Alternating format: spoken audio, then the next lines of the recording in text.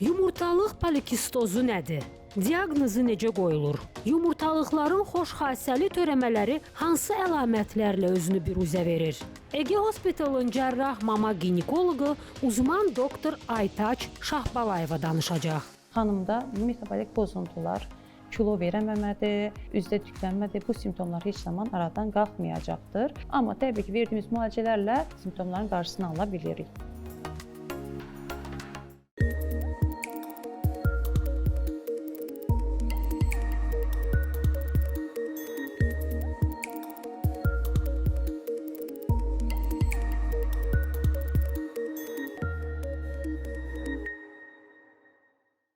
Hər vaxtınız xeyir olsun əziz tamaşaçılar. Mən doktor Dilbər Rahim. Səhhətimizin bugünkü buraxılışında hər birinizi salamlayıram.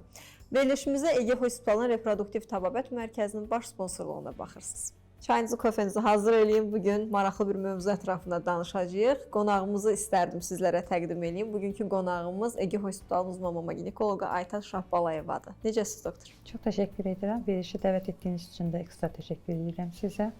Bir mövzunu açıqlayayım mən ən yaxşısı. Bugün danışırıq yumurtalıq patologiyalarından. Larından deyirəm, çünki həqiqətən mövzumuz da genişdir. İstərdim hər bir elementindən qısa-qısa bəhs eləyək tamaşaçılarımıza. İlk öncə istərdim başlayaq polikistozdan. Polikitoz nədir və sizin öz praktikanızda bu barədə nələrlə qarşılaşmısınız? Yumurtalıqların polikistozu xəstəliyi ovulyasiyaya getməyən bir xəstəlikdir. Xanımlarımız adətən bizə gəldiyində doktor, məndə yumurtalıqlarımda kistalar var deyə müraciət edirlər. Ona görə də bu mövzuyu xüsusilə vurğulamaq istərdim bu verilişimizdə. Yumurtalıqların polikistozu bir multigenik bir xəstəlikdir. Yəni genetik meyilliyi olan xanımlarda adətən rast gəlinir. Xəstəliyin təməlini yumurtlamama, ovulyasiyanın olmaması təşkil eləyir. Ümumiyyətlə normalda qadınlarda, yumurtalıqlarda yumurtaların özəli, təməli bətin daxilində qoyulur və yeniyetmə dövrünə çatdığında xanımlar hormonal, fizioloji olaraq, hormonal dəyişikliyə bağlı olaraq artıq başlayır ovulyasiyaya getməyə. Bir qadında normalda ildə 7-8 dəfə, yəni ayda bir dəfə, bəzən isə 2 aydan bir ovulyasiyaya getməlidir. Bu xanımlarda isə ümumiyyətlə ovulyasiyaya getmir. Belə ki, bunu da qeyd edeyim, yumurtalıqlar bir endokrin orqandır və estrogen, progesteron hormonları sintez olunur. Bu xanımlarda və yumurtlama gedən xanımlarda estrogen hormonu sintez olunur. Yumurtlama getdikdən sonra isə progesteronun səviyyəsi qanda artır. Bu xanımlarımızda isə yumurtlama getmədiyinə görə progesteronun səviyyəsi qanda arta bilmir. Dolayısıyla bunu algılayan beyin LH hormonunu artırmış olur. Dolayısıyla da LH hormonunun artıq miqdarı yumurtalıqlarda, cüzi miqdarda olan qadınlarda kişi hormonunun sintezini də artırmış olur. Və beləliklə də androgenlərin qanda miqdarı artmış olur. Bəs bu nəyə nəticələnir? Bizim istəmədiyimiz nəticələrə. Belə ki, saçda kişi tipli, alın tipli saç tökülməyə, üzdə sivilcələnmə, səpkələrə səbəb ola bilir, yağlanmaya. Ən sevmədiyimiz isə kişi tipli tüklənmələrə. Hansı ki, üzdə, qolda qalın tipli, kişi tipli tüklənməyə səbəb ola bilir. Və polikistozun simptomlarından da, əsaslarından da təkcə bunlar təşkil eləmir. Eyni zamanda hormonal disbalansa bağlı olaraq da insulin dirənci artmış olur, rezistentliyi artmış olur və bu xanımlar adətən gəldiyində biz artıq onları görürük ki, bunda hansı patologiya ola bilər. Bu qadınlar şişman, kök olur, obezitəyə meyilli olur. Üzdə tüklənmə dediyim kimi, yağlı cilt, saç tökülməsi bu şəkildə gəldiyində biz artıq təxmin edirik ki, bu xanımda yumurtalıqların polikistozu vardır. Amma desək ki, bu xəstəlik sırf özünü bu şəkildə mi göstərir? %100 bütün simptomlar görünürmü? Çox təəssüf ki, xeyr. Göstərmir bəzən özünü. Bəzən bu xanımlarda ovulyasiyaya getməməyinə bağlı olaraq sırf infertilitə, yəni sonsuzluq, bəzilərində işte tüklənmə ilə bağlı bizə müraciət edirlər. Bəziləri doktor mənim aybaşım pozulub şəklində müraciət edirlər. Deməyim odur ki, simptomlar bəzən özünü %100 göstərməyə bilir. Yəni bu sizə buket şəklində gəlməyəcək, kompleks şəkildə gəlməyə də bilər. Bəzi hallarda %100 özünü göstərsə də, bəziləri isə sadəcə müəyyən simptomlarla bizə müraciət edir. Məsələn, ovulyasiyası olmayan hər xanım, məsələn bizə müraciət etdiyində təbii ki, aybaşının gecikməsi. Bu xanımlarda aybaşı gecikməsi olur, oligomenorreya olur. Yəni bu xanımlar bəzən 2 aydan bir, 3 aydan bir, bəzən 6 aydan bir aybaşı olurlar və müraciət belə bəzən etmirlər və uzun sürəli estrogen məruziyəti olur xanımlarda. Məsələn, dediyim kimi necə olmalı idi? Qadında yumurtlama olması üçün estrogen başlayır fazla sintez olunmağa. Yumurtlama getmədisə, progesteron devrəyə girmədisə, qadında estrogen məruziyəti artmış olur. Estrogen məruziyətinin fazlalığını biz sevmirik. Çünki artıq miqdarda olması və uzun illər buna məruz qalmaq bir sıra xəstəliklərə gətirib çıxarır. Məsələn, ən çox səbəb olan qadınlarda estrogen məruziyəti irəli yaşlarda, xüsusilə menopoz artıq yaşında olsa belə xanımlarda endometrium xərçənginə belə gətirib çıxara bilir. Normaldan 2-3 qat fazla rast gəlinir polikistik ovar sindromlu xəstələrdə. Sonra EMA, yəni miokard infarktı bu xanımlarda 7 qat riski artmış olur. Çünki dediyim kimi hormonal disbalansa bağlı olaraq mübadilə, metabolizm pozğunluğu, qanda xolesterol, triqliseridlərin, lipidlərin miqdarının artması, zamanla da uzun illərlə də bu məruziyyət təbii ki, hipertensiyaya, ürək-damar sistemi xəstəliklərinə də başlanğıc vermiş olur. Aydın doktor, bəs diaqnostikası üçün nə edə bilərik? Ümumiyyətlə diaqnozu necə qoyulur bu xəstəliyə?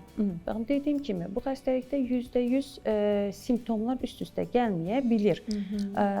Öncəliklə Rotterdam kriteriyalarına görə ən çox dünyada qəbul olunan bu kriteriyalardır. Bu xanımlarda öncə oligomenorreya, yəni gec-gec aybaşı görmək, ovulyasiyanın getməməsinə bağlı olaraq baş verir.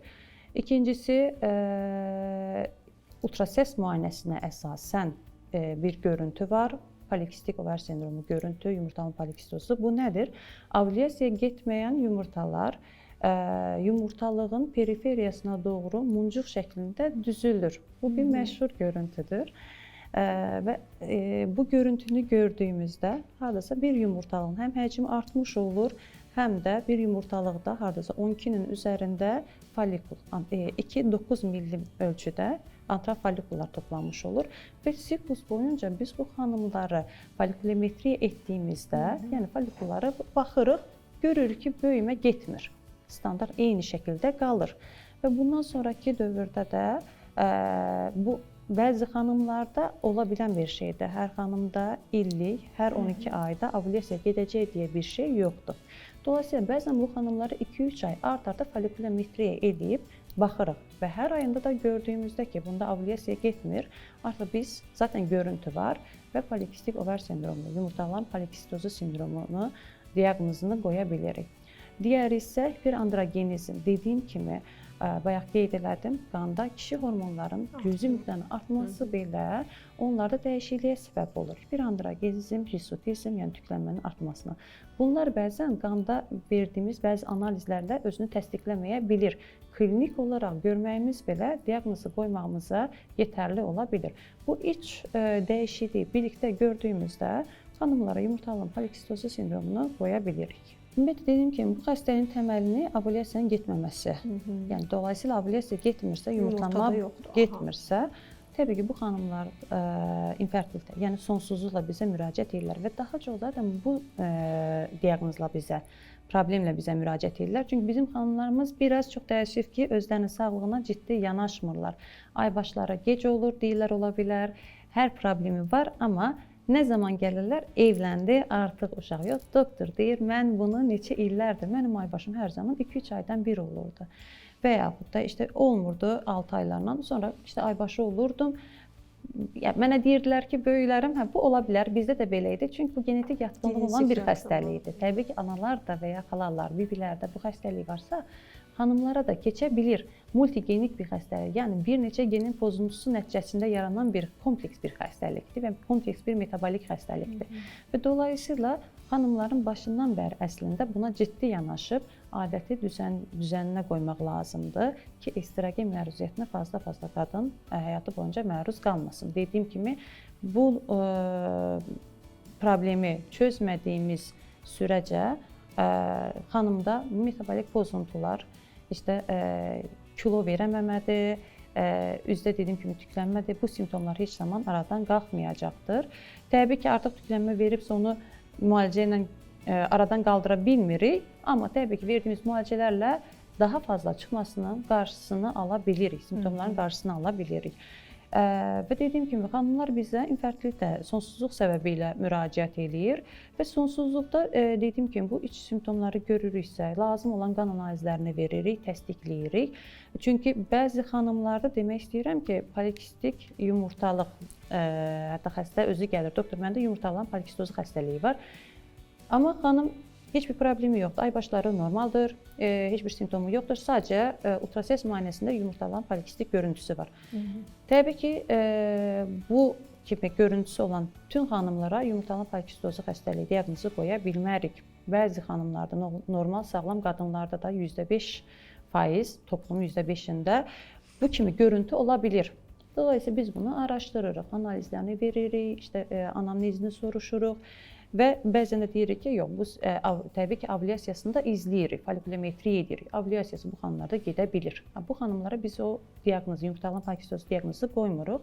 Amma sonsuzluqla gəldiklərində təbii ki, problemi aradan qaldırmağın nədir? Yumurtlama yoxdur, yumurtlanmanı bərpa eləməliyik. Necə bərpa eləyirik?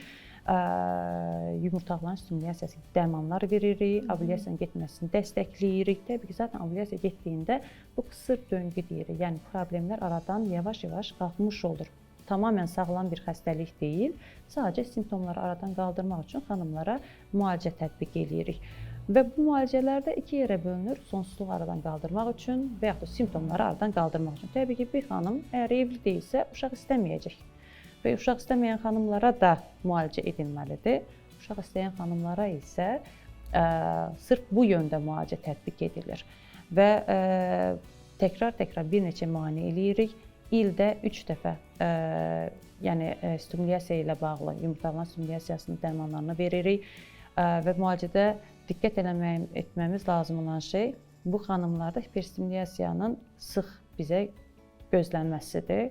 Sıx-sıx bu şəkildə də gələ bilən komplikasiyalarla gələn xəstələr olur.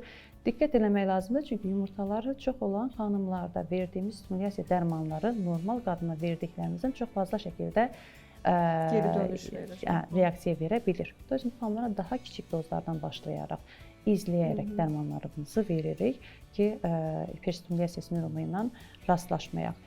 Polikistoz haqqında ətraflı danışdıq. Keçək digər məsələmizə. Yumurtalıq patologiyaları deyəndə xoşxassəli törəmələr də yada düşür. İstərdim o törəmələr hansılardır, onları bir-birə sadalayaq, sonra da ətraflı danışaq. Yumurtalığın törəmələri təbii ki, xoşxassəli, bədxassəli olur. Mən xoşxassəli törəmələrdən danışacağam. Və həqiqətən də qabağıma çıxan sıx-sıx yanlışlardan biri də sırf bu xoşxassəli törəmələrə görə keçirilən əməliyyatlardır. Ümumiyyətlə, bizim əlimizdən gələn qədər xəstələri yumurtalıqları lazım olmayan qədər, lazım olmadığı sürəcə, məcbur olmadığımız sürəcə əməliyyat etməməkdir. Niyə əməliyyatdan qaçırıq yumurtalıqlarının xoşxassəli törəmələrində? Çünki yumurtalıqlara edilən hər bir müdaxilə yumurtalıq rezervinin azalmasına səbəb ola bilir. Dolayısıyla bu qadın evli deyilsə, uşağı olmayıbsa, gələcəkdə bizim etdiyimiz bu edilən lazımsız əməliyyatlar onun gələcəkdə uşaq dünyaya gətirmə şansını azaltmış oluruq. Və inanın mənə, o qədər belə bizə xəstələr gəlir ki, saçma sapan şeylərdən, yəni folikulyar kistalardan, korpus luteum kistalarından əməliyyat olub. Qanadı həmən əməliyyata götürürlər. Burada bəzən türk sözləri istifadə edirəm. Üzürlü sayın, çünki biz uzun sürə bu şəkildə xəstələrə başa saldığımız üçün avtomatik olaraq danışanda o şəkildə təbii ki, sözlərimi seçib danışmağa da çalışıram. Bu xəstələr nədir? Məsələn, folikulyar kista nədir? Folikul böyüyür. Amma patlamır polikistozda, amma genel olaraq folikul böyümür. Normalda bir folikulun böyüməsi 20 milimə çatıb ovulyasiya olması lazımdır. 21-22 milimdə ovulyasiya olur. Bu xanımlarda isə ovulyasiya getmir və folikul içi şəffaf maye ilə dolu olaraq 3 sm-in üzərində kistalar əmələ gəlir. Bunlara biz folikulyar kistalar deyirik və bu kistaların heç bir əməliyyata ehtiyacı olmur. Hətta 8 sm-ə qədər ki, 8 sm kütlə dediyimiz hardasa bu ölçüdə bir olan kistalardır və bu kistaları gördüyümüzdə nələrə diqqət edirik? Onun içi şəffaf mayedir, septalara, yəni ara kəsmələri yoxdur. qalınmasına diqqət edirik. İçində solid alanlar, yəni bərk cisim, papilyar çıxıntılar varmı, ultrasəs müayinəsi onlara diqqət edirik. Və əgər bunlar yoxdursa, xəstəni təqib edirik və onlar çox nadirən olsa da bəzən rüptürə, yəni patlaya bilir. Xəstəni uyarırıq. Səndə kəskin bir ağrı olarsa, mütləq bizə xəbər edirsən. 2 aydan bir də kontrol edirik və çoxu zaman da 3-4 ay ərzində də o öz-özünə rezorpsiya olunur. Yəni yox olur tamamilə. Buna görə də əməliyyat etməyə ehtiyac olmur. İkincisi, ən çox rast gəldiyimiz kistalar korpus luteum kistalardır. Xanımlarda isə ovulasiya gedir, korpus luteum, sarı cisim əmələ gəlir təbii ki. Bu fizioloji prosesdir. Bu sarı cisim əmələ gəldikdən sonra böyüməyə davam edir. 3 sm-in üzərində isə biz buna korpus luteum kistaları deyirik. Bəzən hər hansı bir içindəki damar içinə patlayaraq korpus luteum hemorragicum, yəni içinə qanamış bir korpus luteum kista olur. Bu biraz ağrı verə bilir xanımlarda, xanımlar bunu hiss edə də bilir. Bu da əməliyyata göstərişdir. Əgər kistanın içinə qanama varsa sadəcə. Bunlar amma sıx-sıx rüptürə ola bilən kistlərdir. Yəni öz-özünə patlaya bilən kistlərdir. Ən çox da çox üzr cinsi əlaqə sonrası patlaya bilir. Qadının xəbəri yoxdursa, qadının xəstə təcil olaraq kəskin bir ağrısı olur. Xəstəni gətirirlər, ultrasəs müayinəsi edirik. Xəstənin bir qarın boşluğunda qanaması olur.